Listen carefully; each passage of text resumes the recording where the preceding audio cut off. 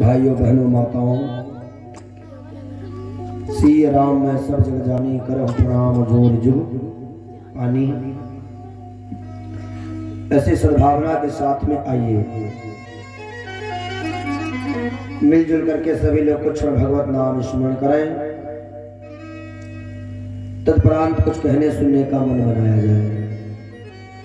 आज उपस्थिति बहुत बढ़िया है। आप तो फदिलापुर से है? अच्छा है। अभी भाई एक दिन के लिए भैया ने बुलाया था, जो कथा हो रही थी, तो एक दिन के लिए बुलाया, एक दिन के लिए कथा कहने का सौभाग्य प्राप्त हुआ। बड़ा अच्छा समाज है फदिलापुर में भी भाई। जैसे आपके गांव में कथा के लोग प्रेमी हैं, इससे फदिलापुर में भी बहुत अच्छे कथा के प्रेमी हैं। सभी को बहुत बहुत आशीर्वाद मंगल कामना। आज तुम्हारा डिपार्टमेंट कुछ कम है का है? आधे के घर के मेहमानों ने आए पाओ जल्दी का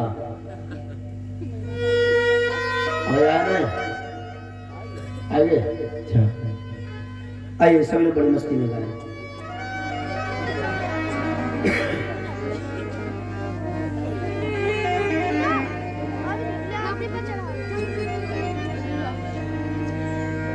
अरे राम रिम झिम पर से पनिया, जो लय रामा रनिया ए हरे। अरे राम रिम झिम पर से पनिया, जो लय रामा रनिया ए हरे।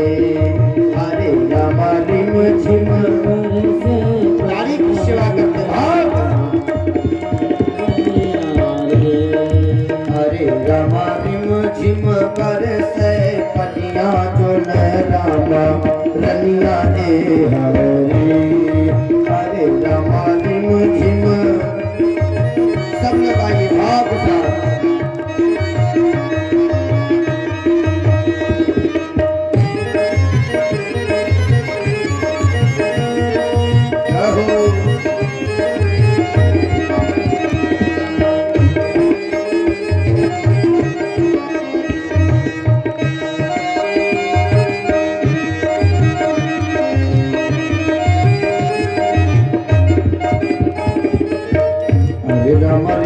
झिम पर से पनिया, जो लय रामा रनिया ए हरे।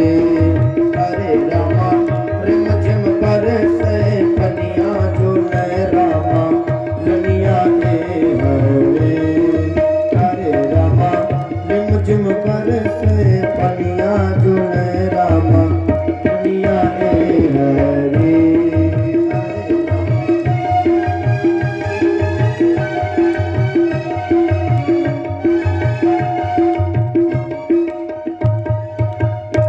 बोलो गोविंद भगवान की। भगवान की बड़ी परम जब कृपा होती है, तब जीव को ये सत्संग करने का अवसर मिलता है। तिवारी जी, जीव अगर पूछा जाए कि दुनिया में सबसे बड़ा सुख क्या है,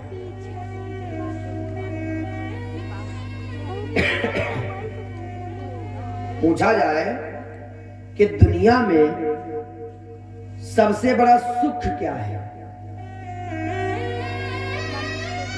लोग क्या कहते हैं? हम क्या बताएं? संतोष भैया बड़ा पीछे निकल गया। चलो कोई बात ना, बैठा ये रात ना जल्दी बीच वाले लोग क्या कहते हैं? क्या बताएं? परमात्मा हमारे ऊपर कृपा नहीं करता है। अच्छा, ईमानदारी की बात बताना, परमात्मा की कृपा है या नहीं है? अगर परमात्मा की कृपा न होती तो हम लोग यहाँ पर बैठ करके कथा नहीं सुन रहे होते। परमात्मा की सबसे बड़ी कृपा यह है कि हमें आपको मनुष्य का शरीर दिया भैया, और उससे बड़ी परमात्मा की कृपा है कि उस मनुष्य के शरीर में परमात्मा ने हमें आपको ये कथा प्रदान कर दी। गोस्वामी जी कहते हैं ना, बड़े भाग्य मानुष तन पावा भाग्य मानुष तन पावा, बड़े भाग्य मानुष तन पावा, बड़े भाग्य मानुष तन पावा, तन पावा, बड़े भाग्य मानुष तन पावा, बड़े भाग्य मानुष तन पावा, बड़े भाग्य मानुष, बड़े भाग्य मानुष तन पावा। क्या बात सही करना लग रही है, बहुत आगे सुर दुर्लभ सद ग्रंथन गावा। ये परमात्मा की कृपा है कि हमें आप सबको मनुष्य का शरीर मिला और उस मनुष्य के शरीर में हमें आपको भगवान की कथा मिल गई। इससे बड़ा सुख और क्या हो सकता है संतोष भैया? सबसे बड़ा सुख यही है कि मनुष्य के शरीर में परमात्मा ने हमें कथा प्रदान कर दी। बहुत लोग भी ऐसे होंगे गांव में, आज तीसरा दिन है कथा का, वैसे हमारी समझ से लगभग पूरा गांव आता है, लेकिन कुछ लोग ऐसे होंगे जो सोच रहे होंगे अरे अभय का चले हुआ तो तीसरा दिन है। हाँ, भागवत में लिखा है ना कि मनुष्य जीव पहले दिन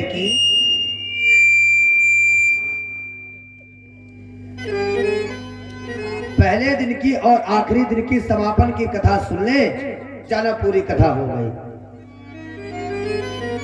भगवान की भक्ति करना चाहिए, लेकिन भक्ति में शक्ति नहीं होनी चाहिए। बहुत लोग तो ऐसे होंगे मन में कहते होंगे, सोचते होंगे अरे कथा सुनने से क्या फायदा है, जब एक बार राम कहने से भवसागर से पार हो जाएंगे तो ये बार बार राम कहने का मतलब क्या है? हाँ, गोस्वामी जी कहते कि कलयुग तरन उपाय न कोई, राम भजन रामायण दोई। लेकिन एक बात बताएं, अगर आपने मकान किराए पर लिया है या आपने अपना मकान नया बनवाया है, उसकी डेंटिंग पेंटिंग आपने करवाई है, दोबारा एक बार करवाने के बाद दोबारा हाथ नहीं लगाओगे तो वो सब गिर के राख हो जाएगा। ये क्या है? ये भी मकान है। हाँ, तो स्वामी जी कहते हैं ना, साधन धाम मोक्ष करि द्वारा, साधन धाम मोक्ष करि द्वारा, साधन धाम मोक्ष करि द्वारा, साधन धाम मोक्ष करि द्वारा, साधन धाम मोक्ष करि द्वारा, पाइन जे सवारा, पाइन तेरे परलोक सवारा। ये क्या है? बोले साधन धाम मोक्ष करि द्वारा, ये साधन का धाम है। हाँ, तो क्या कहते हैं, क्या बताए, भगवान आते नहीं हमारे पास। सतोष भैया तिवारी जी, भगवान नहीं आते हैं। अच्छा, ईमानदारी की बात बोलना, आप मकान बनवाओ और मेहमान को बुलाओ, मेहमान आ जाए और उसके बाद में उसको कमरे में बिठा दो। जगतपाल जी, कमरे में मेहमान को बिठा दो और बिठाने के बाद में उसमें 250 ग्राम मिर्चा सुलगाई दो। बताओ क्या दशा होगी? मेहमान रुकेगा?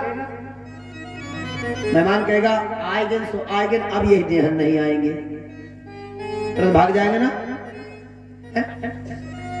मक्खन मिश्री मलाई खाने वाला कन्हैया मेरा लड्डू गोपाल, आपने उसको बुलाया, वो आ गया, आपके हृदय में विराजमान हो गया, आसन ग्रहण कर लिया। अब पता चला थोड़ी देर के बाद में आपने बढ़िया एक सीताराम बोल दिया। अब बताओ, जब कड़ुआ कड़ुआ धुआं अंदर पहुंचा तो बोलो गोपाल रुकेगा? निकल के भाग जाएगा, कहेगा अब की आयन स्वायन अब ना यही बोल। एक भक्त था, एक भाव सुन लीजिए, फिर कथा से आपको जोड़ दें।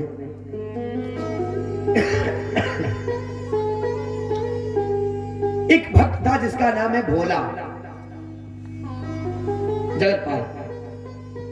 जगतपाल के पिताजी ने कहा अच्छा ठीक, सुन लो आप के लिए बहुत बढ़िया सुंदर कथा है। जैसे आप भगत सब लोग हैं वैसे भगत की कथा सुना दिया आपको। एक भक्त था जिसका नाम है भोला। अब कहते हैं ना जथा नामे तथा गुण है। हाँ, तो जैसा नाम है वैसा गुण है उसका। नाम था भोला तो स्वभाव खाती बहुत भोला व्यक्ति था और 24 घंटे बस एक ही काम करता था, रामा रामा रटते रटते बीते रे उमरिया, रामा रामा रटते रटते बीते रे उमरिया, रघुकुल नंदन कब आओगे, रघुकुल नंदन कब आओगे हमारी दुआरिया, रामा रामा रटते रटते बीते रे उमरिया, रामा रामा रटते रटते बीते रे उमरिया, रामा रामा रटते रटते, रघुकुल नंदन कब आओगे, रघुकुल नंदन कब आओगे हमारी दुआरिया, रामा रामा रटते रटते बीते रे उमरिया, रामा रामा रटते रटते उमरिया, रामा रामा रटते रटते। जय हो मेरा हो।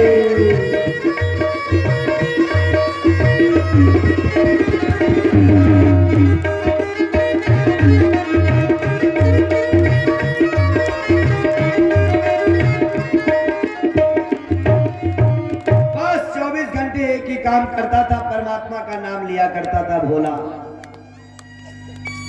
भोला की एक कन्या है जो शादी के योग्य हो गई। अब भोला ने सोचा इसका विवाह करना है, पैसा कहां से लाऊं? तो भोला अपने गांव के सेठ के पास गया। बड़े ध्यान से सुनना तिवारी जी। गांव के सेठ के पास गया और सेठ जी से बोला, सेठ जी थोड़ा सा पैसा उधार दे दीजिए, हमें कन्या का विवाह करना है, विवाह कर लेंगे उसके बाद पैसा वापस कर देंगे। भोला को सेठ जी ने पैसा दे दिया। अब भोला पैसा लेकर के आता है, माताओं सुनिएगा बड़े ध्यान से। भोला पैसा लेकर के आता है और अपनी कन्या का विवाह करता है। विवाह हो गया। जैसे तैसे मजूरी करने के बाद में पैसा इकट्ठा करके भोला ने जा करके सेठ को पैसा दिया। और जैसे सेठ को पैसा दिया तो सेठ ने एक पर्ची पे लिख दिया, हिसाब किताब पाक साफ, लो भोला ये पर्ची लो। तो भोला इतना भोला था, पर्ची को ले करके बोला, अरे सरकार हम क्या जाने, रघुनाथ जी जाने। कोई भी बात पूछो भोला से तो एक ही बात बोलता था, अरे रघुनाथ जी जाने, रघुनाथ जी जाने। जब कहा रघुनाथ जी जाने तो भोला से सेठ ने कहा, भोला अंदर जाओ एक गिलास पानी लेके आओ। अब भोला तो पानी लेने चला गया। सेठ ने जिस पर्ची पे लिखा था हिसाब किताब पाक साफ, और पर्ची उठाई, एक फाइल में रख करके बंद करके अलमारी में रख दिया। अब भोला को जैसे तैसे एक ऐसे पर्ची बना करके दे दिया, ले भोला ले जाओ। पर्ची दे दिया, भोला लेकर के आता है और कहता रघुनाथ जी जाना है। उस सेठ ने जानते क्या किया, उस सेठ ने भोला के ऊपर मुकदमा कर दिया, अदालत में मुकदमा कर दिया। अब मुकदमा किया किस नाम से? उसने मुकदमा किया रघुनाथ जी के नाम पे। क्यों? भोला कह रहा था हर बात में रघुनाथ जी जाना है। तो भोला ने, उस सेठ ने सोचा इसका मतलब पैसा भोला ने नहीं लिया, पैसा रघुनाथ जी ने लिया था। तो बस रघुनाथ के नाम पर उसने तुरंत मुकदमा कर दिया। अब अर्दली आया, अर्दली आता ना, आवाज लगाता गांव में, भैया भोला कौन है? वो रघुनाथ जी कौन है? रघुनाथ जी कौन है? अब लोग तो चक्कर में पड़ गए कि रघुनाथ जी कौन है? रघुनाथ जी तो गांव में है नहीं कोई। तो कहा क्या है भैया? बोले सम्मन आया है। किसका? बोले रघुनाथ जी का। तो बोले हमारे गांव में रघुनाथ तो कोई नहीं है। बोले नहीं कोई तो होगा। बोले नहीं कोई नहीं है, हाँ एक रघुनाथ जी का मंदिर है वहां। तो उसने अर्दली ने सोचा हो सकता है रघुनाथ जी ने मंदिर बनवाया हो, तभी उनके नाम पे सम्मान कटा है। अब भोला मंदिर के पास में, अर्दली मंदिर के पास में पहुंचे सम्मान लेकर के, आवाज लगाई रघुनाथ रघुनाथ जी। तो भोला सामने निकल करके आया। हाँ क्या बात है? बोले भैया रघुनाथ जी हैं। बोले हाँ हाँ क्या बात है? बोले वो रघुनाथ के नाम का सम्मान आया है। ला देखे, सम्मान को ले लिया, रघुनाथ जी के नाम का सम्मान। अब भोला रघुनाथ जी के आगे गया, अब बैठ करके हाथ जोड़ करके रोने लगा और रो करके बोला सरकार आपके मंदिर में लड्डू पेड़ा बर्फी पकवान कपड़ा सब कुछ आते हमने देखा है, वस्त्र आते देखा है, लेकिन सरकार ये सम्मान आज पहली बार आवत देखे। हाँ ये सम्मान पहली बार मैंने देखा है, लेकिन इतने दिन से इतना सब कुछ आया वो मैंने वापस नहीं किया, तो आज ये हम सम्मान भी नहीं वापस करेंगे। भोला ने साइन कर दिया। अब अदालत लगी। भोला पहुंचा जज साहब के सामने। तो जज साहब ने पूछा भोला पैसा लिया तुमने? बोले हाँ सरकार रघुनाथ जी जाने। पैसा दे दिया? बोले रघुनाथ जी जाने। तो जज भी चक्कर में पड़ गया, आखिर बात मामला क्या है? तो अर्दली सिखा रघुनाथ को आवाज दो। अब रघुनाथ अर्दली आवाज लगा रहा है, रघुनाथ हाजिर हो। कितनी आवाज लगाई जाती है अदालत में? 3। रघुनाथ हाजिर हो, हाजिर हो, हाजिर हो। जो ही 3 नारे लगाए हैं, जैसे कहा रघुनाथ जी हाजिर हो, हाजिर हो, हाजिर हो, जैसे 3 नारे लगाए तो देखा क्या, सामने से एक वृद्ध पुरुष चला आ रहा है। एक वृद्ध पुरुष चला आ रहा है। उसका वेशभूषा जानते हो क्या है? झुकी सी कमर, कमर झुकी है, रोली चारु चंदन चढ़ाए हैं, मस्तक पर चंदन लगा हुआ है, हाथ में लकुटियां लिए हैं, एक सफेद वस्त्र धारण किए हुए हैं, सामने से चले आ रहे हैं। आए, जज साहब ने पूछा रघुनाथ जी तुम ही हो? बोले जी। बोले क्या भोला ने पैसा लिया था? बोले हाँ। बोले दे दिया? बोले दे दिया। बोले प्रमाण क्या है? दे दिया है कोई प्रमाण तुम्हारे पास? बोले हाँ, इस सेठ को यही रोक करके रखो, इसके लाकर में जो 5 नंबर की फाइल रखी है, उस फाइल में वो पर्ची रखी है जिस पर्ची पे इसने लिखा था हिसाब किताब पाक से। अब जज को उस सेठ को रोक करके रख लिया, चपरासी को भेजा, फाइल मंगाई गई और इतनी देर में रघुनाथ जी गायब हो गए। बोलो जय सिया राम। रघुनाथ जी गायब हो गए। भोला को बाइज्जत बरी कर दिया गया, सेठ को सजा दे दी गई। अब जज साहब ने भोला से पूछा, बताओ सुनिएगा, भोला हमारा तुम कहां रहते हो? भोला बोले सरकार जहां रघुनाथ जी रहते हैं। रघुनाथ जी रहते हैं? अच्छा रघुनाथ जी कहां रहते हैं? बोले सरकार जहां हम रहते हैं। अरे भाई संतोष भैया, अगर आपसे भी कोई पूछे कहां पर रहते हो तो कहते पोस्ट ऑफिस के पास। कहते पोस्ट ऑफिस कहां है? कहते हमारे मकान के पास है। रघुनाथ भोला से जज साहब ने पूछा तुम कहां रहते हो? तो कहा अरे साहब मैं वही रहता जहां रघुनाथ जी रहते हैं। बोले रघुनाथ जी कहां रहते हैं? बोले जहां मैं रहता हूं। अब जज साहब चक्कर में पड़ गए, क्या कि आखिर जिंदगी में तिवारी जी पहली बार ऐसा केस आया है कि गवाही देने वाला खुद बता रहा कि माल कहां रखा है। कोई बात बढ़िया बढ़िया लग जाए क्या करे तो थोड़ा ताड़ी वाड़ी बजा लिया करो, मन प्रसन्न हो जाए। खाली बैठे बैठे ये बता दो मत। अब जब साहब चक्कर में पड़ गए कि ऐसा गवाह तो पहली बार देखा, तर भोला से बोले आखिर ये था कौन, कहाँ रहने वाले हैं, कहाँ रहते? बोले कहीं रहते नहीं है, ये मंदिर में रहने वाले हैं। हाँ, कहीं नहीं रहते, ये मंदिर के अंदर ही रहते हमेशा। ओ, तो जज साहब आए, तुरंत अपने जज के पद से इस्तीफा दे दिया। जज के पद से इस्तीफा दे दिया और श्रीधाम वृंदावन को चले गए। अब वृंदावन में जाते हैं ना, तो भोला तो भगवान का भक्त है, जज साहब भी भगवान के भक्त हो गए।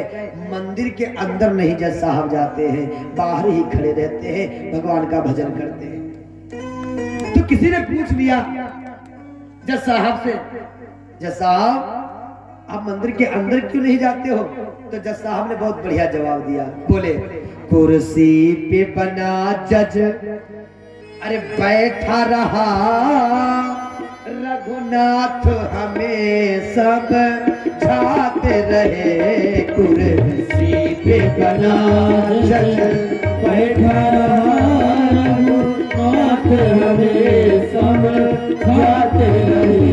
कुर्सी पे बना जज बैठा रहा, रघुनाथ हमें सब झाते रहे। कुर्सी पे बना जज बैठा रहा, रघुनाथ हमें सब जाते रहे।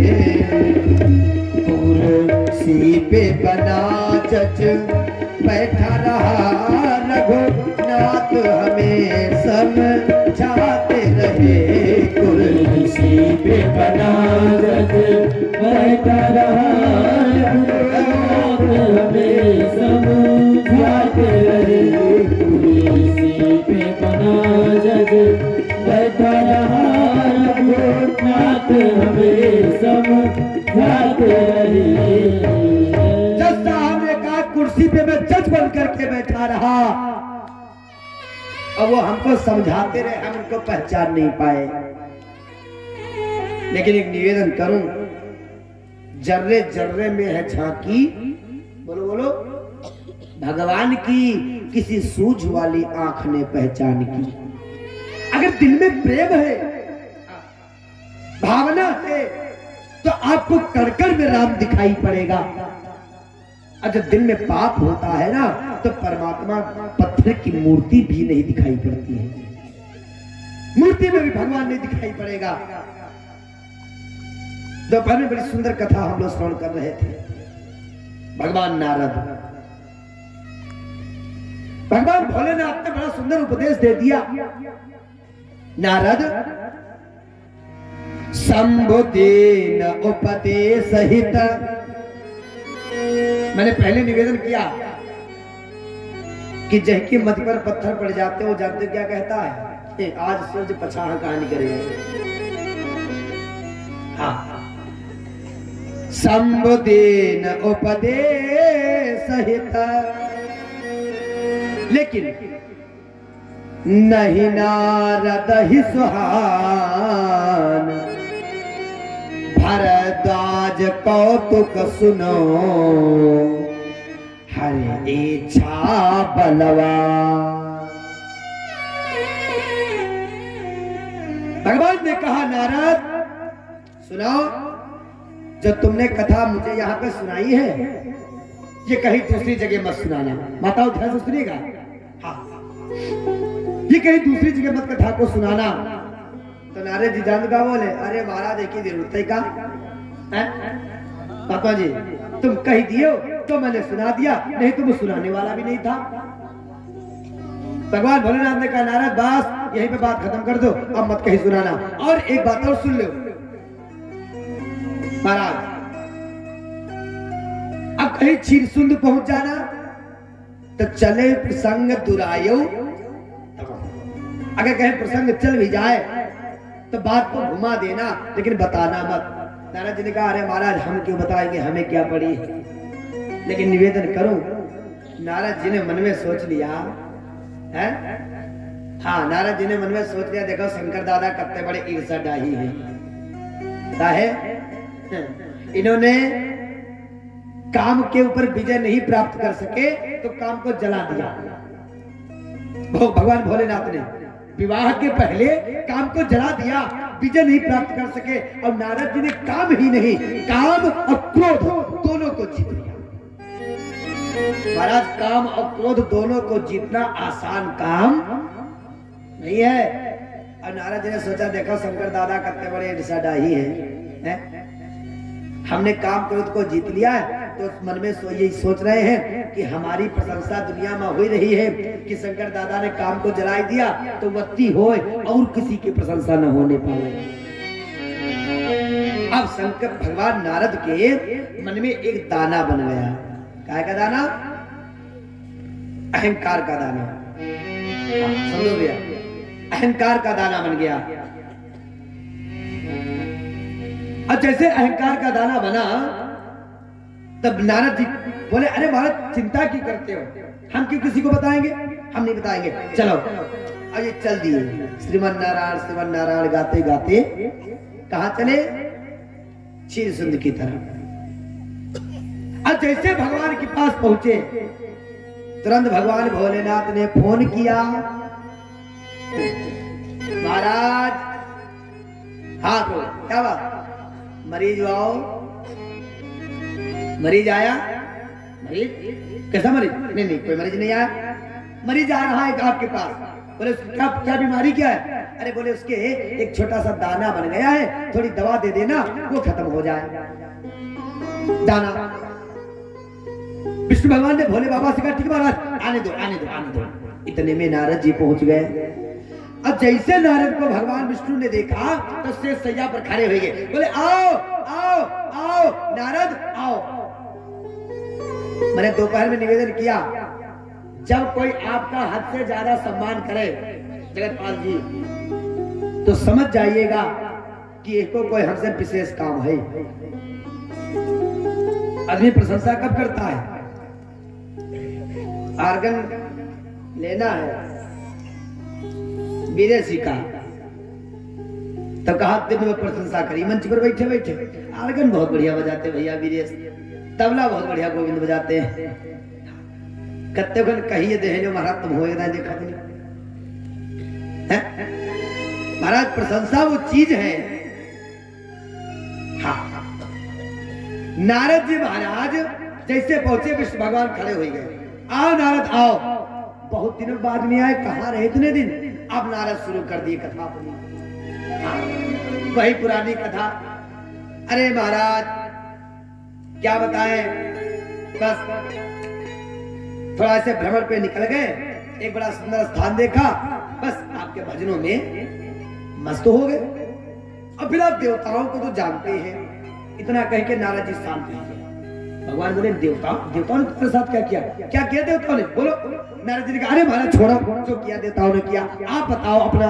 भगवान बोले, अपना सब चकाचक, लेकिन पहले तुम बताओ देवता तुम्हारे संगम का किया। अब देखो नारद जी बताइया सराहवाला के देवता करे निकाल काहे?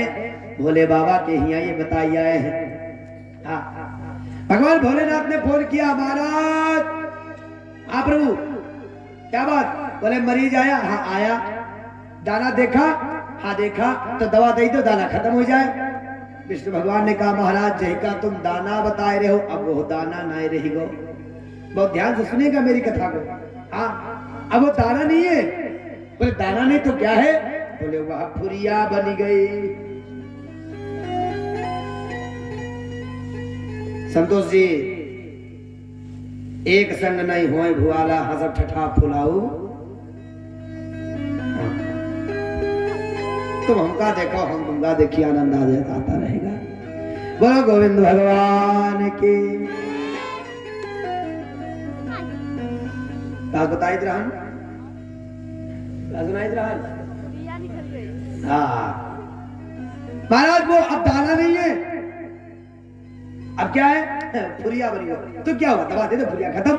ना ना ना, वो फुरिया ऐसे खत्म नहीं हो पाएगी। बोले क्यों? बोले अब तो फुरिया, वो फुरिया ने फोड़ा बन गया, फोड़ा। बोले अब क्या होगा? बोले अब क्या होगा? उस फोड़े को पकाना पड़ेगा, और जब पक जाएगा तो उसका ऑपरेशन करना पड़ेगा। भगवान ने कहा तो ठीक है महाराज ऑपरेशन करो, लेकिन ध्यान रखिएगा अपना भगत है, कहीं दिक्कत न हो जाए कोई। बोले महाराज चिंता मत करो, कोई दिक्कत नहीं होगी। माता सुनिएगा। अब नारद जी पहुंचे, भगवान ने पूछा क्या हुआ, देवताओं ने क्या किया। अब बताना शुरू किया। अरे महाराज वो हम समाधि में बैठे थे और इंद्र ने अप्सराओं को भेज दिया, कामदेव को भेजा। बोले फिर क्या, हमारी समाधि नहीं तोड़वा पाए। ये बताओ। अब बड़े चक्कर में पड़ गए भगवान। ओ समाधि नहीं तोड़ा पाए। भगवान ने एक मन में सोचा, बताओ जो फोरा अब तो भयानक बनी गई इनके हृदय में, ये दवा से ठीक हुई है। अब फोड़ा का है फोड़ा का है अहंकार का। ऐसे का ठीक होने वाला है फोड़ा। और जिसके मन में फोड़ा बन जाए अहंकार का, महाराज इतनी जल्दी ठीक भी नहीं होता है। और फिर धीरे धीरे करके भगवान आसमान से उसको धरती पर ले आते हैं। बस जानो ऑपरेशन हो गया। तो गांव वाले लोग क्या कहते, अरे इसके पास बहुत लकाब तकाब था, लेकिन ऐसे ग्रह पलटो, बेचारों मूंगफली बेचे वालों को। ये क्या है जानते हो? कर्म है। गीता में कहते ना, कर्मणैव वाधिकारस्ते मां फलेषु कदाचनम। अब भगवान कन्हैया कहते हैं, सर्वधर्म परित्याज्य मामेकम शरणं व्रज। अर्जुन तू सभी धर्मों को छोड़ दे, तू मेरी शरण में आ जा। हाँ, सारे धर्मों को छोड़ दीजिए, मेरी शरण में आ जाओ, तुम्हारा कल्याण हो जाएगा। एक निवेदन करूं, एक राजा के दरबार में, जगतपाल जी, एक राजा के दरबार में एक अंधा फकीर पहुंचा। उसने राजा साहब से कहा, सरकार संतोष जी, हम कुछ हुनर जानते हैं। हुनर जानते हो? दिखाओ। हुनर मतलब चमत्कार, करिश्मा, जादूगरी, दिखाओ। बोले मैं ये बता सकता हूँ कि कौन सी अंगूठी किस धातु की है। बोले बताओ। बोले हाँ, एक मिट्टी का कच्चा घड़ा मंगवाइए। कच्चा घड़ा मंगवाया गया। बोले इसमें अंगूठियां डाल दो। अंगूठी डाली गई। अब वो हाथ डालता है, अंगूठी निकालता है, आवाज करता है, साफ सोने की, साफ चांदी की, साफ तांबे। अरे राजा साहब बड़ा प्रसन्न हुआ। एक अंधा व्यक्ति, इतनी बड़ी बात। तो राजा साहब ने एक मुट्ठी चना लिया, दे दिया, कल खाओ। खाने थोड़ी देर बाद फिर बोला, साहब हम एक हुनर और जानते हैं। वो क्या जानते हो? बोले मैं ये बता सकता हूँ किस घोड़ी ने अपनी माँ का दूध पिया है और किसने नहीं पिया, बताओ। राजा साहब बोले थे घुड़सार में ले चलो। घुड़सार में लाया गया। बोले हमको घोड़े की पीठ पे हाथ रखवा दो। अब वो घोड़े की पीठ पे अंधा हाथ रखता चला गया। अब जैसे हाथ रखता चला गया, एक घोड़े की पीठ पे हाथ रखा और उसका सरकार इसने अपनी माँ का दूध नहीं पिया। बोले कैसे? बोले अस्पताल से पूछ लो। सेवक को बुलाया गया। बोले इसको किसको दूध पिलाया?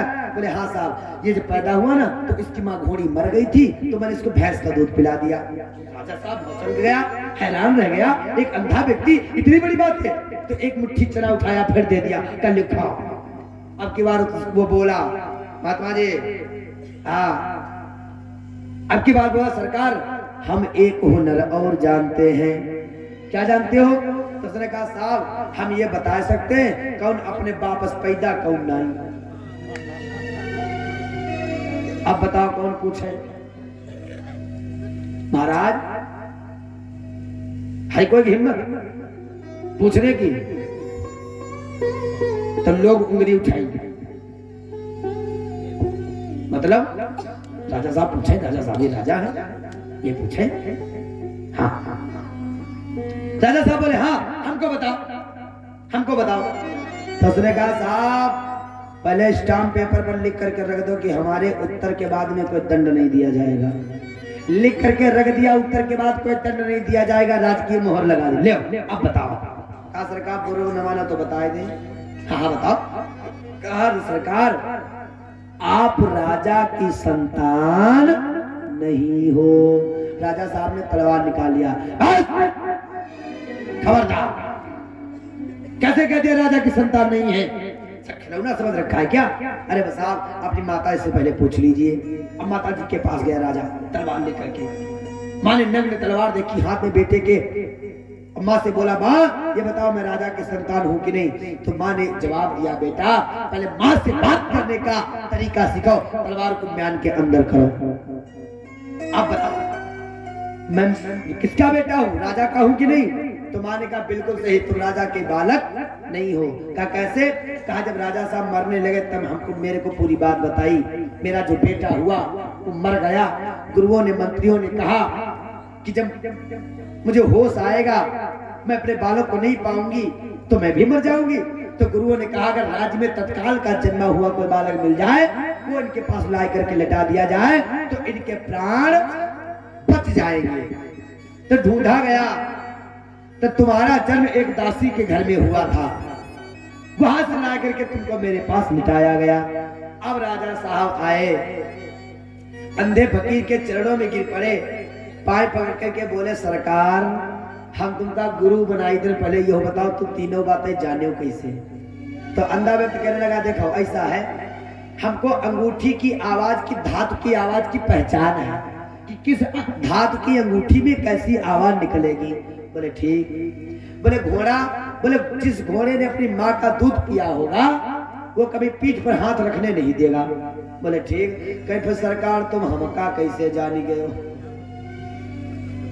कहे तुम हमें कैसे जानी गए हो? अंधे व्यक्ति ने कहा, सरकार अरे सरकार आपको हमने इतनी बड़ी बड़ी दुई बातें बताई, आपने हमको दुई मुट्ठी चना दिया, हम जान गए तुमको राजक संतान नहीं दरिद्रिक संतान हो। हाँ, बोलो गोविंद भगवान की। तो नारद जी महाराज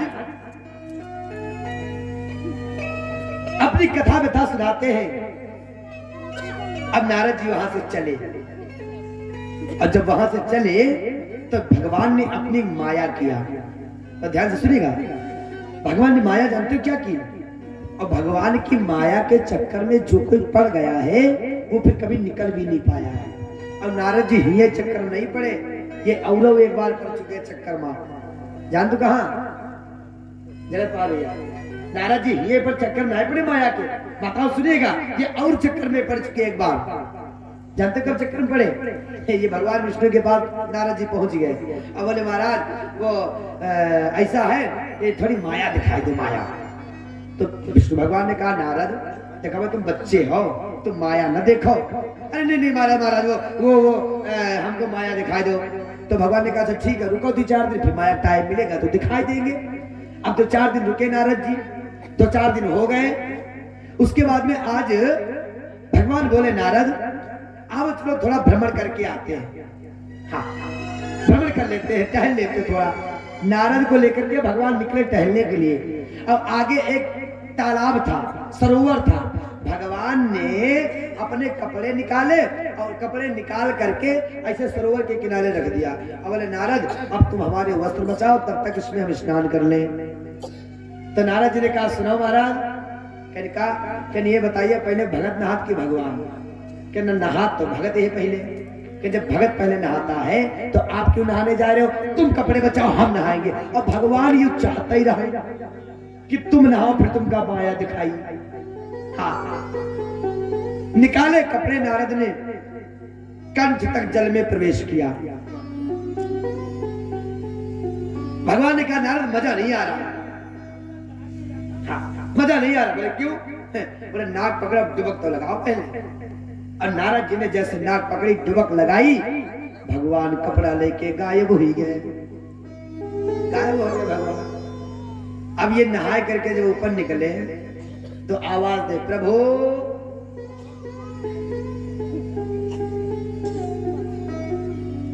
प्रभु। अब प्रभु हुआ तो मिले, प्रभु तो गायब हो ही गए। तब तक उधर से काला ध्वजराज नाम का एक राजकुमार निकला और उसने जानते क्या देखा? सरोवर में एक बड़ी सुंदर कन्या खड़ी है। जब ये सरोवर में नहाए गए रहा तो कौन नहाए? नारद ने जब डुबकी नया नारद ने जब डुबकी नारद ने जब डुबकी नारद ने जब डुबकी लगाऊ नारद ने जब डुबकी लगाऊ नारद से नारी बन गया नारद से नारी बन गया नारद से नारी बन गया नारद से नारी बन गया नारद से नारी बन गया।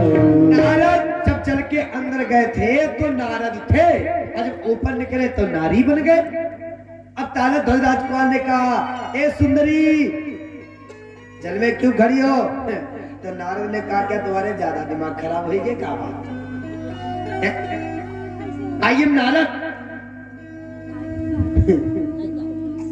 राजकुमार ने कहा तुम नारद हो अपने आप को देखो पहले। तो ऐसे नारद ने अपने सर के ऊपर से हाथ घुमाया। अब जैसे हाथ घुमाया अरे राम राम राम राम बड़े बड़े बाल देखे तो मन में सोचा वो हो लगता हम नारी बन गए हैं। लेकिन एक निवेदन करूं माता सुनिएगा कि नारी तो बन गए लेकिन मति वही है। मति नहीं पलटी कि मति वही है मति पलटी नहीं। नारद जी बोले मैं बाहर कैसे निकलूं मैं तो नग्नावस्था में हूं। तो उसने अपने काली कमलिया फेंक दी लो इसको पहन के निकलिया। अब नारद जी पहन करके निकले। उस राजकुमार ने नारद को अपने अश्व पे बिठा लिया घोड़े पे बिठा लिया और लेकर के चल देता है। अपने राजभवन में ले गया। साल 2 साल 3 साल 4 साल वहीं रखा। अब धीरे धीरे नारद की बुद्धि पलट गई। अब नारद को लगता है कि मैं नारी हूं। हाँ अब ये नारद को एहसास हुआ कि मैं नारी हूं। तब तक तारक ध्वज राजकुमार ने नारद से बहुत बढ़िया बात कही देवी अब ये देवता थोड़ा है। हाँ अब ये कौन है? अब ये कौन है? अब ये देवी है। हाँ हाँ अब ये देवी बनी गए। ये देवी भागवत में कथा लिखी है। हाँ। देवी क्या मुझसे विवाह करोगी? अच्छा नारद ब्याह होकर एक तरह तैयारी बैठे रहे। नारद जी मन में सोच रहे थे भैया जो अकेले जीवन कब तक गुजरी वो ना ना ना ना हमका ब्याह कर लेना चाहिए। नारद तैयार हो गया। हाँ मैं विवाह करूंगा मैं विवाह करूंगी आपसे। हाँ अब करूंगा नहीं करूंगी मैं विवाह करूंगी। विवाह हो गया। अब जब नारद का विवाह हुआ माता सुन लीजिए नारद का विवाह हुआ। नारद के 2-4 लड़का नहीं बह रहा है।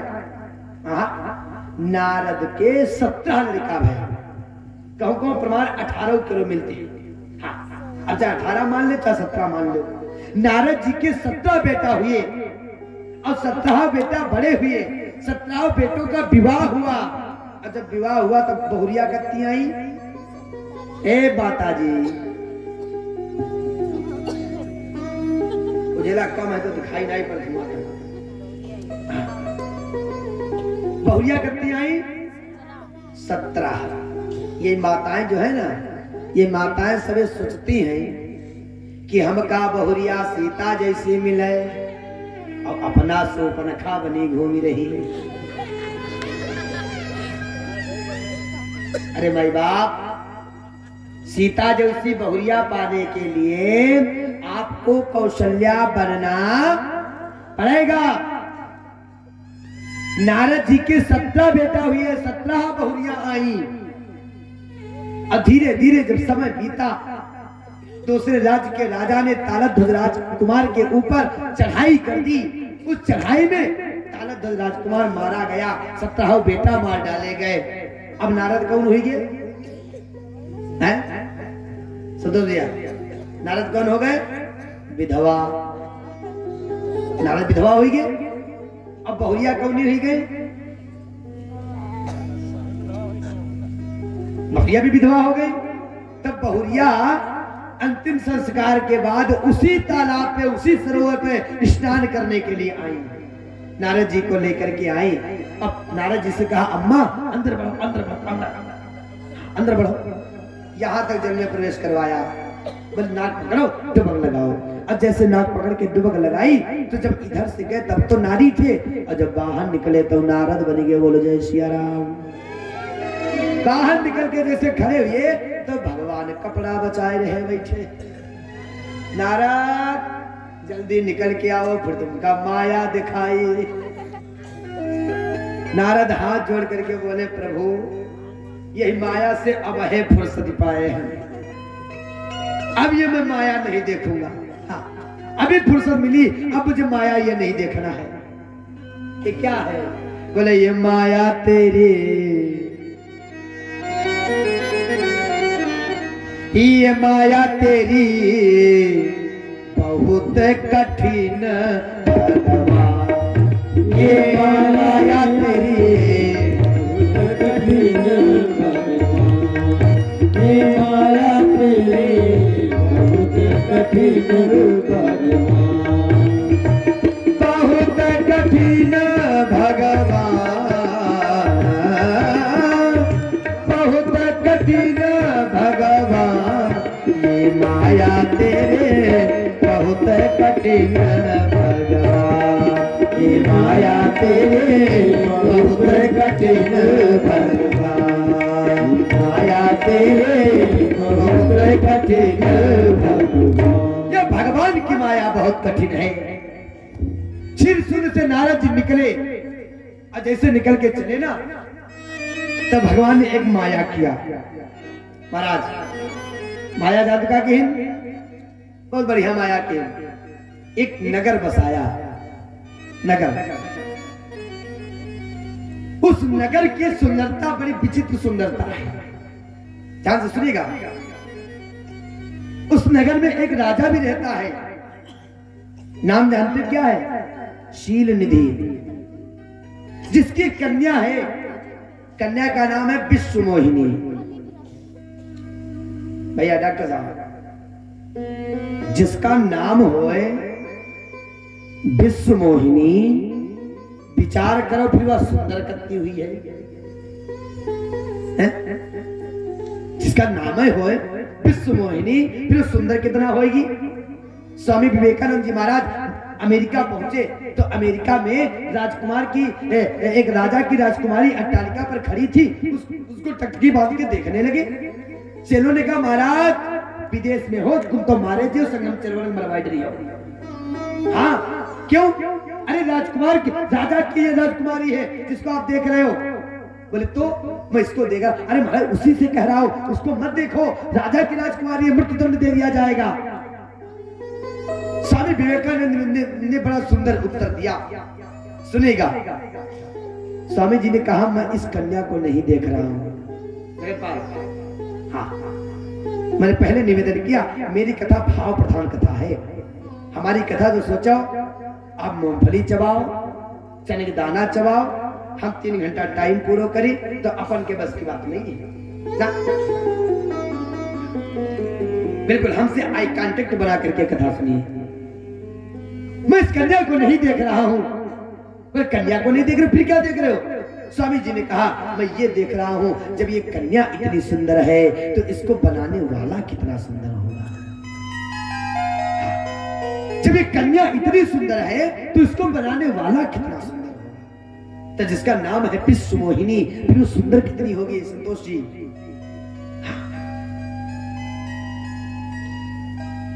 अब नारद बाबा निकले, क्या देखा? अरे बाप रे बाप, लाइट, पंडाल, माइक, हारन, डीजे, बड़ी चकाचक व्यवस्था है।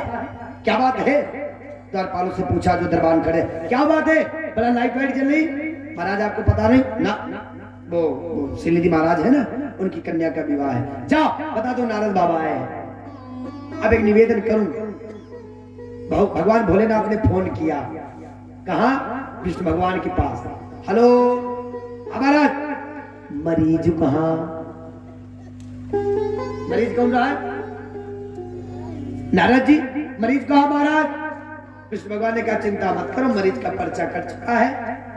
हाँ, अस्पताल में भर्ती होने जा रहा है। भर्ती हो जाए तो थोड़ी देर बाद ऑपरेशन हो जाएगा। तो ऑपरेशन का है? हाँ फोड़े का ऑपरेशन है। फोड़ा काहे का है? अहंकार का फोड़ा है। रामचरितमानस में टीबी आई है। टीबी आप लोगों ने बहुत कथा सुनी तो भाई ये दो चार कथा जरूर भाई हुई है गाँव में। यहाँ हमारे जगतपाल जी कह रहे थे महाराज जी तो एक तो कथा आप लोग करवा चुके हो। हाँ लेकिन निवेदन करूं, आप लोगों ने कभी पढ़ा रामचरितमानस में टीबी आई? टीबी एम आई जगाओ, पीछे वाली जगाओ। ये माताएं सोचती पंडित जी का हुआ दिखाते, लेकिन ये नहीं जानती हो कि नीचे रहे तब तक हमको कुछ न दिखाई पड़े। हो सकता है, संभव है, लेकिन यहीं पर बैठते बैठते उनका तीनों तिलों दिखाई लगा। बोलो जय श्री राम। अहंकार का ही फोड़ा है।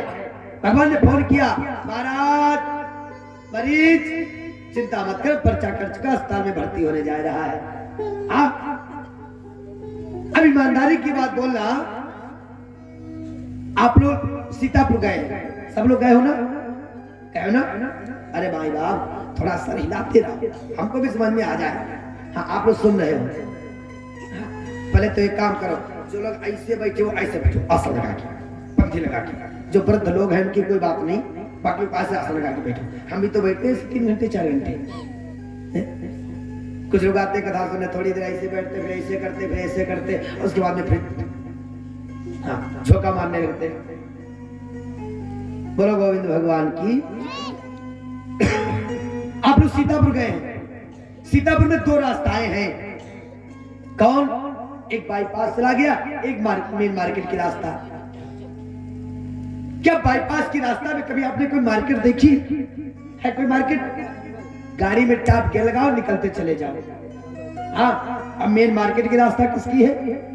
अगर मेन मार्केट में जाओगे तो लड्डू, पेड़ा, जलेबी, बर्फी, समोसा, टिक्की, पकौड़ी, साइकिल की दुकान, सिनेमा, टाकीज, फोटो खिंचाने की दुकान, सारे मनोरंजन की सुविधाएं आपको इस गली में मिलेंगी।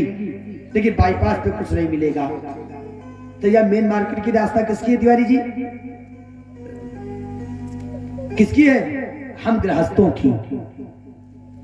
ये मेन मार्केट की रास्ता महात्मा जी ये गृहस्थ संतों की है। अब बाईपास की रास्ता, अरे वाह जय हो। ये 100 रुपया भैया दे रहे हैं हमको, और ये 100 रुपया रामनेश जी, भगवान के चरणों में मंगल कामना है। बिराजो बिराजो, यही होगा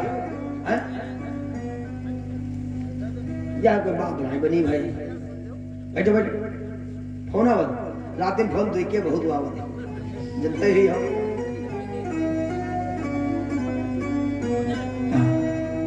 चलिए आपने समय निकाल कर आप आए, इसके लिए बहुत बहुत साधुवाद, आशीर्वाद, मनोकामना। ये हमारे भैया नाम भी भूल गए, धर्मेश जी की तरफ से 50 मंत्रा भगवान चलो मंगल कामना। बोलो गोविंद भगवान के। तो मेन मार्केट की जो रास्ता है ये गृहस्थ संतों की है, और जो बाईपास की है वो किसकी है? विरक्त बाबा लोगों की। अब ईमानदारी की बात बोलना, नारद जी गृहस्थ हैं कि विरक्त? गृहस्थ विरक्त? हाँ नारद जी विरक्त संत हैं, तो इनको बाईपास की रास्ता पकड़नी चाहिए थी। ये मेन मार्केट के रास्ते का है कोई परे हो। बात समझिएगा मन। हम आपको अगर कोई दृष्टांत देते हैं व्यास मंच से, आपको कोई उदाहरण देते हैं, तो इसका मतलब ये नहीं कि हमको तुमको चुटकुला सुना रहे हैं। मेरे हर एक दृष्टांत के पीछे कोई न कोई रहस्य छुपा रहता है। अब नारद जी ने कहा जाओ बता दो, वो नारद बाबा आए हैं, श्री निधि महाराज आए, नारद जी को आसन पर बिठाया, पाद प्रक्षालन किया, चंदन बंदन किया, जलपान करवाया और कन्या को बुलाया और हाथ दिखाया। हाथ में जानते हो क्या लिखा है? हाथ में जानते हो क्या लिखा है उस कन्या के? अब नारद जी बड़ा गौर से हाथ देख रहे हैं, और हाथ में लिखा क्या है? जो एही पर ही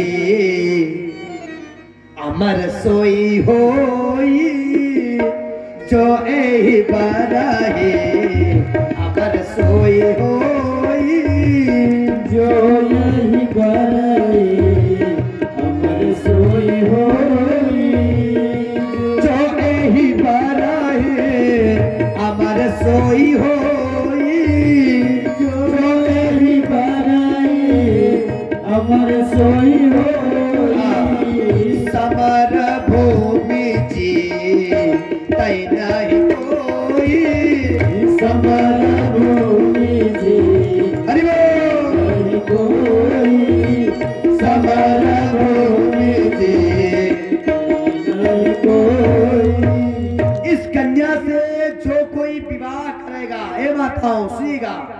इस कन्या से जो कोई विवाह करेगा वो अमर हो जाएगा।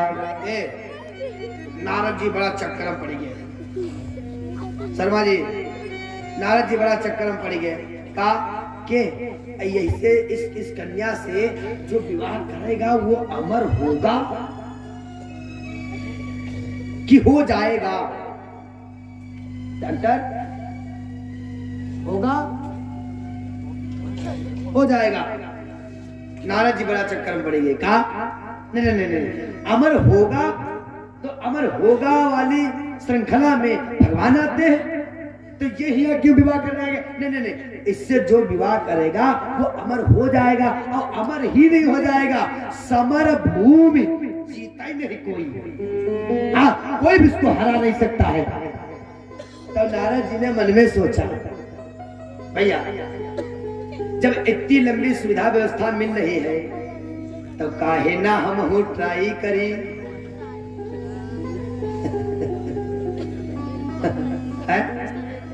जब इतनी सुविधाएं मिल रही हैं तो दूसरे को क्यों बतावें? हम भी ट्राई कर सकते। लेकिन नारद जी ने मन में बहुत बढ़िया बात सोची। क्या कन्या पसंद करेगी? कन्या पसंद करेगी? नहीं नहीं नहीं, कन्या पसंद नहीं करेगी। क्यों? हमारी बड़ी बड़ी दाढ़ी है, बड़े बड़े बाल है, जटाजूट है, और ये कन्या हमें क्यों पसंद करेगी? ना ना, कन्या नहीं पसंद करेगी हमें। एक काम करते हैं, क्या? हरि सन मांगो सुंदरताई, मैं भगवान के यहाँ जाऊंगा और उनकी सुंदरता मांग करके आऊंगा। हाँ, अभी जा रहे, लेकिन एक बात बताएं, जब ज्यादा सुंदर होते, गोरे होते, वह जान का कर सीना तान के चल, आई एम ब्यूटीफुल।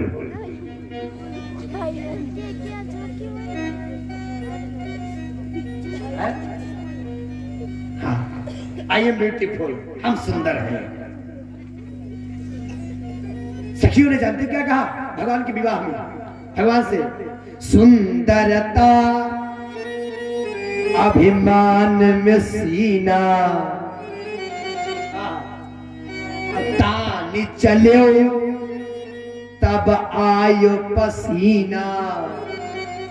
लेकिन सुंदरता वाले के सुंदरता बहुत जल्दी मिट जाता है।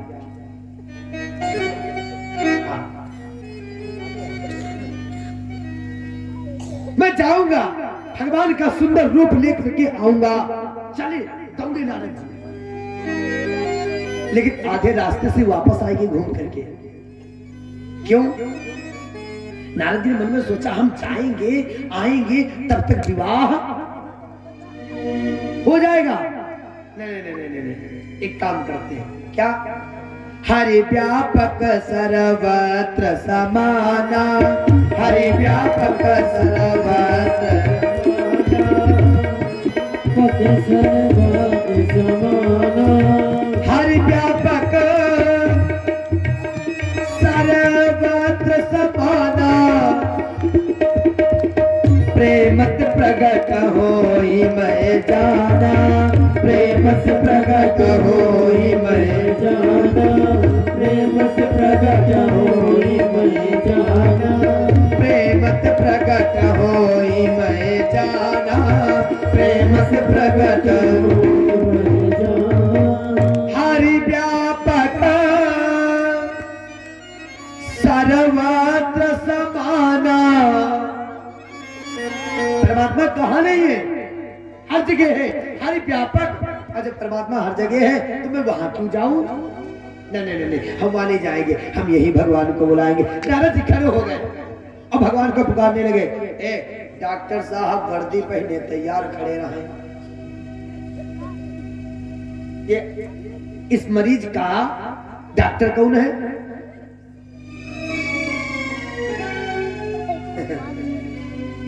डॉक्टर कौन है? भगवान कन्हैया, कृष्ण भगवान। डॉक्टर साहब बिल्कुल रेडी थे कि कम मरीज को बुलावा आवे अब कब हम जाएं। भगवान प्रकट हुए गए। हाँ प्रगटे महाराज दोपहर में हमने बताया था यहाँ पर भगवान प्रकट हुए। प्रगटे प्रभु कौतुकी कृपाला। रामचरित मानस में हो सकता है कहीं पर और प्रकट हुए हो, लेकिन मैंने जो ढूंढा है तो 3 जगह पे भगवान प्रकट हुए। एक कौशल्या हितकारी भय प्रगट कृपाला। संतोष जी आप दोपहर में नहीं आते, बहुत बढ़िया भाव छूट गया दोपहर का। हाँ एक यहाँ पर प्रकट हुए और एक कहां पर प्रकट हुए, लता भवन ते प्रगट भय। प्रकट हुए वहां पर भी भगवान प्रकट हुए और यहाँ पर प्रकट भय। प्रगटे प्रभु कौतुकी कृपाला। यहाँ पर भी भगवान प्रकट हो गए। जैसे बुलाया भगवान हाजिर हो गए। हाँ नारद क्या बात, कैसे बुलाया। अब नारद जी बोले महाराज क्या वो पंडाल तो कामकाज होगा, पंडाल लगेगा ही। अरे मारा वो लाइट और लगी है तो अब कामकाज है, पंडाल लगेगा, लाइट लगेगी। तुम बताओ तुमने क्यों बुलाया। वो महाराज वो अंदर, अरे जब लड़का है लड़की है तो विवाह होएगा ही। तुम बताओ तुमने क्यों मुझे बुलाया। अब नारद जी बोले महाराज वो अंदर विवाह विवाह हो रहा है तो बोले वो हम, अच्छा तुम विवाह देखना चाहते हो, जाओ जाओ जाओ देखो। नहीं नहीं महाराज देखना नहीं चाहते। बोले फिर बोले हम विवाह ओ अच्छा तुम विवाह करना चाहते हो तो जाओ करो ना, किसने मना किया। नारद जी बोले महाराज मना तो किसी ने नहीं किया, लेकिन वो हम ये चाहते थे एक छोटा सा काम कर दो हमारा। क्या काम करते बोलो। बोले आपन रूप देव प्रभु मोही। अपना रूप दे दो। कौन सा रूप, क्यों, किस लिए। कहा आनी भाती नहीं पावो ओही, आनी भाती नहीं पावो ओही, आनी भाती नहीं पावो ओही।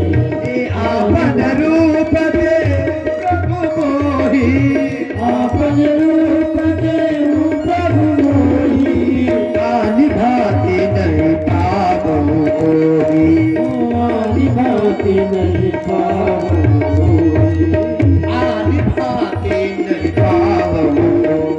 महाराज अपना रूप दे दीजिए, नहीं तो कन्या हमें नहीं मिलेगी। कौन सा रूप चाहिए आपको। हमारे पास तो कई रूप है, बताओ। बताओ सुनेगा, ये भगवान की माया है। कौन सा रूप। अब नारद जी बोले हमको हरि वाला रूप चाहिए। देखो हरि माने भगवान और हरि माने बंदर। महाराज रूप कौन मांग ली, हरि वाला। भगवान ने कहा तथास्तु। अब भगवान एक बात और बोलते हैं, जय विधि हो परम हित।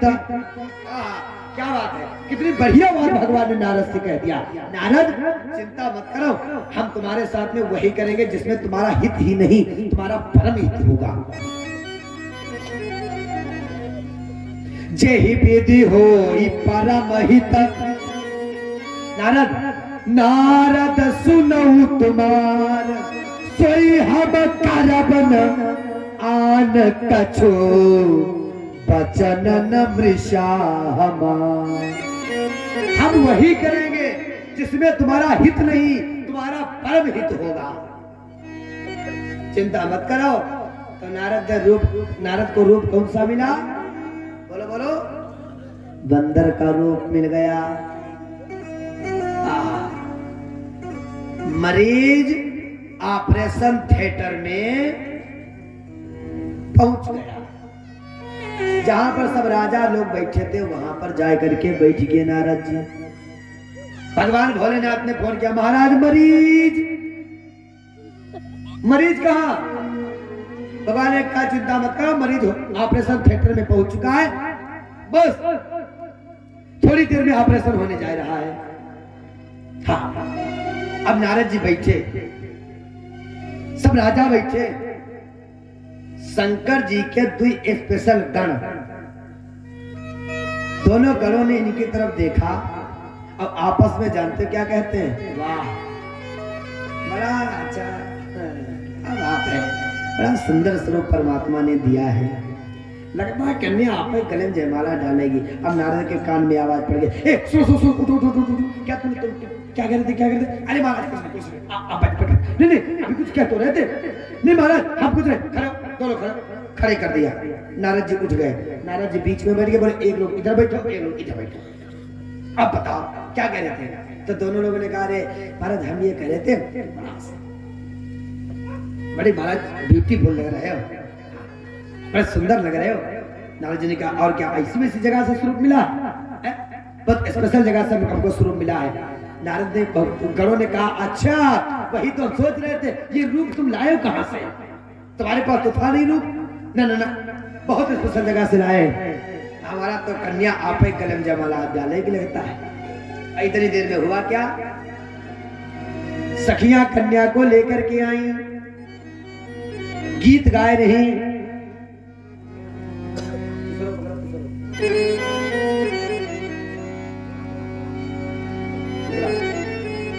धीरे चलो सुकुमारी जी तेरी छोटी उमरिया, धीरे चलो सुकुमारी जी तेरी छोटी उमरिया, धीरे चलो आपके साथ ताली की सेवा करते हैं, छोटी उमरिया धीरे चलो। एक निवेदन करें, घर में डॉक्टर साहब आप तो देखते ही बिया हो, फिर माताओं की देखो स्थिति का हो, लइके ढोला पावे तो 4 ढोला छोड़ जा रहे, और यहाँ पर कथा हो रही, अरे माताओं तुम मुंह उठा ले, तुम क्यों कसम खाने वाली रहोगे कि हम वहां राम नाम नहीं बोले, ताली नहीं बजाई, इतना तो ठंडी नहीं है, बजाओ। धीरे चलो सुकुमारी जी तोरी छोटी उमरिया,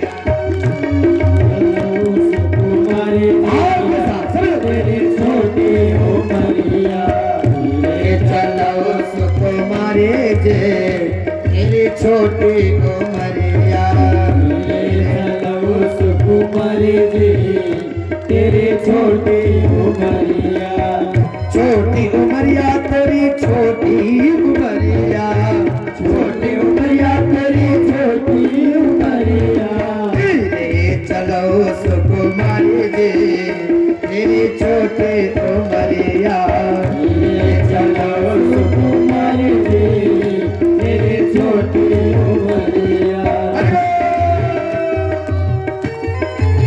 एक बार सभी के दोनों हाथ याद है,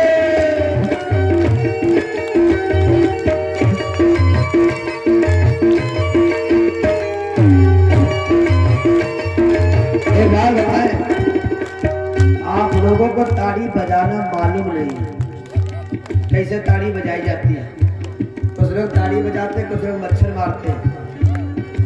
अस्पताल गए कभी आप लोग, संतोष भैया अस्पताल गए, जगतपाल अस्पताल में सबको देखा होगा, डॉक्टर, कंपाउंडर, मरीज, जवान, वृद्ध, पुरुष, नारी, महिलाएं, सबको देखा है। एक आदमी को अस्पताल में कभी देखा, कहीं का देखो, कहीं का हिजड़ा, क्यों? धन्यवाद, ताड़ी बजाता बीमार नहीं होता, कैसे ताड़ी बजाता है, धीरे चलो सुकुमारी धीरे चलो सुकुमारी तेरी छोटी,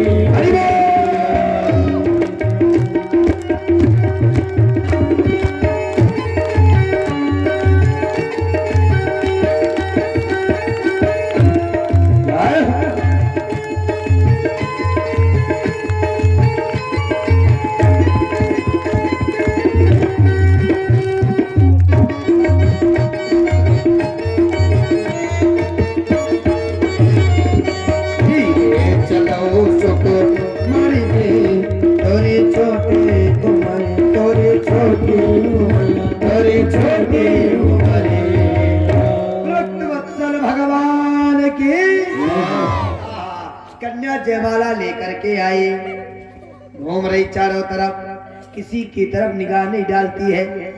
जब कन्या ने देखा नहीं किसी की तरफ, तो नारद जी ने दोनों गणों से कहा, क्यों तुम तो कह रहे थे कन्या तुम्हारे गले में जयमाला डालेगी, और ये तो देख भी नहीं रही है? फिर हमारे गले में कैसे जयमाला डालेगी? तो दोनों गणों ने कहा, लगता है आपको देख नहीं पा रही है वो। बोले फिर थोड़ा ऊपर को कूदो। हम नहीं करे, वो समझे मानस में लिखा है, पोनी पोनी मुनि को कसई अकुलाई, कूदने लगे। क्यों? कन्या हमका देख ले, हमारे गले में जयमाला। लेकिन महाराज भैया, ये विवाह जगतपाल, और तुम्हें क्या बताया, तुम तो वह श्रेणी में हो, यह विवाह बहुत कठिन चीज है। देखो ये हमारे जजमान, हम के आचार्य, तो अपना जजमान आचार्य आपसे हंसी मजाक कर ले, दूसरे कह दो भैया कोई नाराज हो जाए, क्या फायदा? रहीम दास ने बहुत बढ़िया बात लिखी है, रहीमन ब्याह व्याधि है, सकौ तो जाओ बचाए, पाइन बेड़ी परती है, ढोल बजाई बजाई। यो ऐसो लड्डू है डॉक्टर साहब, जौन खाइन संतोष भैया वे पछताती, और जौन नाई खाइन तेरे उनसे पूछा, आदि हे भगवान कैसे 7 भोरी घूम लेते, 7 भोरी घूम लेते, फिर जग जीत डरते।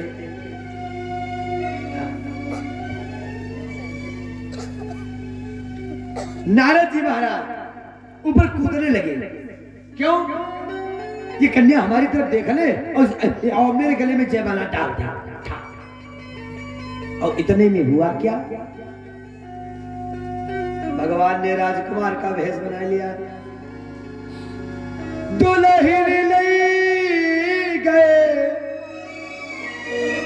लाक्ष निवासा, नप समाज सब भयो निराशा। भगवान विष्णु एक राजकुमार का भेष बनाते हैं और आते हैं। कन्या घूम रही थी चारों तरफ, और जैसे आए तो कन्या ने तुरंत गले में जयमाला डाल दिया। भगवान ने कन्या के हाथ को पकड़ करके लेकर के चले गए। राम लला सरकार की,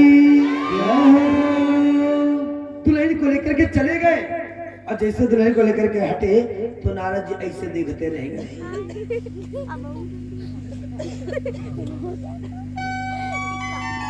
ईमानदारी की बात बोलना, मंडप के नीचे से तुम्हारे धर्मपत्नी को या किसी भाई की धर्मपत्नी को कोई भी हटाए दे या विवाह बंद कर दे, बताओ फिर क्या करियो? आर या पार? अब नारद जी ने पूछा दोनों गणों से, क्यों श्रीमान जी आप तो कह रहे थे तुम्हारे गले में जयमाला डालेगी, हैं? ये कौन था जो आया लेकर के चला गया? तो दोनों गणों ने कहा, महाराज तब हरिगण बोले मुस्कुराए, तब हरिगण बोले मुस्कुराए। कभी कभी किसी की मुस्कुराहट में राज छुपा होता है। गोस्वामी जी क्या कहते हैं? तब हरिगण बोले मुस्कुराए, तब हरिगण बोले मुस्कुराए, तब हरिगण बोले मुस्कुराए, तब हरिगण तब हरिगण ने मुस्कुराई, निज मुख मुकुर बिलोक जाए, निज मुख मुकुर बिलोक जाए,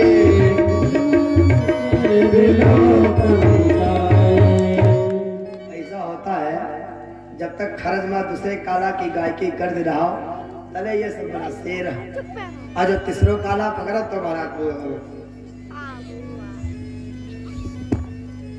तीसरा काला ऊंचा होता गाने के लिए। गला जब गर्म होता है तो अपने आप चढ़ जाता है काला। बोलो जय श्री राम। अरे तुम हो बोलो मुझ उठा ले माता जी। अच्छा तो तुम लोग न बोलो, केवल माताएं बोलेगी जय सिया राम। आगे माता दो चार बोली लेकिन पीछे वाले ने मजा नहीं आया। बच्चे नहीं बोलेंगे, माता बोलो जय सिया राम, ये न बोली। ये सब माताएं कसम खाई के बोली भाई नहीं, कसम कसम खाई के। अच्छा किसी के जेठ के ससुर का नाम तो नहीं जय सिया राम? बड़ी बड़ी समस्या हो जाती है।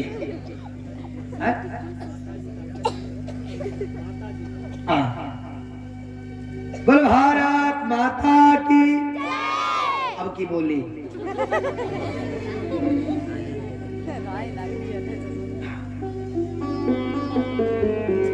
नारद जी ने पूछा